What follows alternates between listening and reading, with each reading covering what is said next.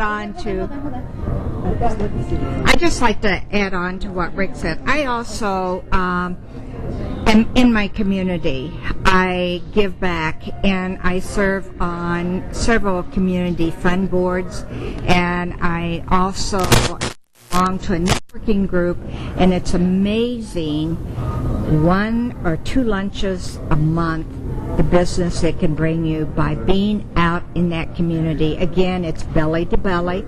I do the notes, I do a monthly newsletter, but I also handwrite notes, and I really scan the newspaper. Sorry about that print, but if I see a comment or I see one of my clients, whether it's 5, 10 years ago, and their grandchild just scored the winning basket, or their daughter or son just something wonderful happened, or in the same token, if there's been a passing, I send that note immediately. It's being in contact, whether it's your client you think or not.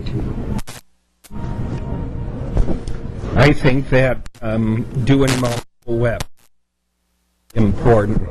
We do one website, that's our branded website, photos, name, contact info, Remax, the whole ball of wax, all of our listings. Then I do what I call a stealth or unbranded site. It's got my, I think, cell phone number. We have to be careful now because our Department of Commerce tracks every tweet and every Facebook posting we do. If it doesn't have your name and your broker, it's a $1,000 fine. So we might have to switch that a little bit. But I do quite a bit of lead generation, HTML ads on Craigslist, Backpage, and Kijiji that link directly to specific stealth landing pages for lead capture.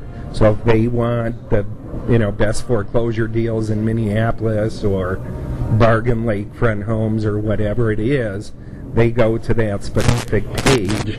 They got to give me their info. I mean, it's got a mortgage application page. I've probably got 10 people's complete information down to their social security numbers, which I promptly forward to my mortgage person, and I don't even run that ad anymore.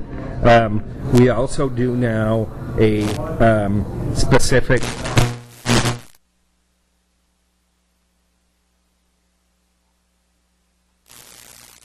log in. I'm immediately emailed. I have their information. I know what they looked at and what they're looking for.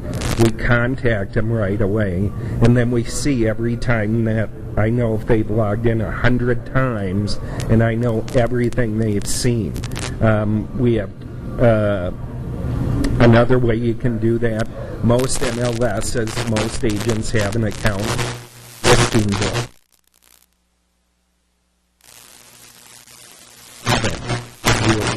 It gives you the ability to assign either a seller account. They see, the house down the street sold. 3 of their competitors just lowered their price. And they do. They call us and say, reduction should we do? The other thing I love to do, and people think I'm crazy, I love to do expired listings. It's like taking candy from a baby. Some other agents done all the dirty work. They've had the listing for a year, beat up the sellers beat up them. I come in, and my line when I call them is, "Hi, Mark Bartikoski with Remax Results. I see your home's expired on MLS.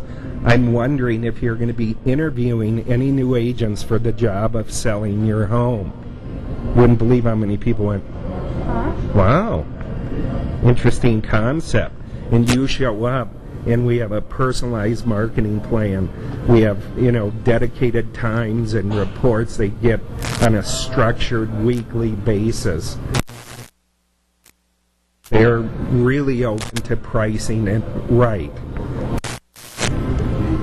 Where do we need to price it to get it sold?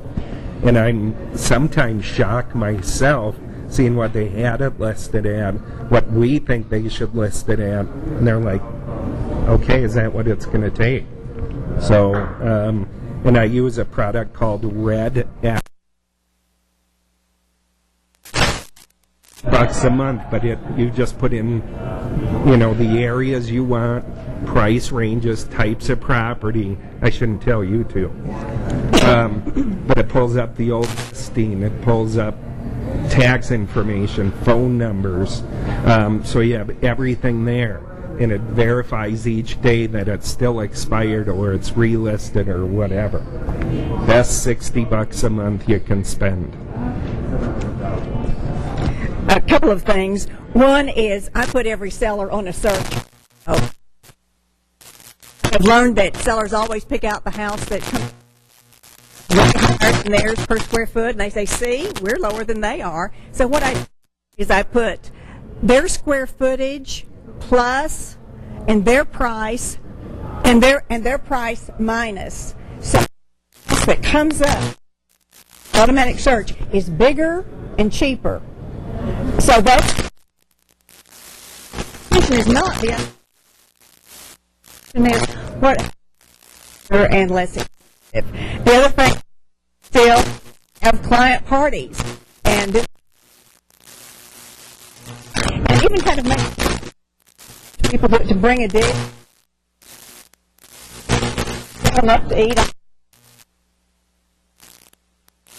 Don't come. I usually have about 50. Even if I invite hundreds of people, about 50 show up, and it gives me an excuse to start calling people. Just wanted to make sure you got the invitation. Wanted to make sure you come and touch base with people, and I always need an excuse to touch base with people.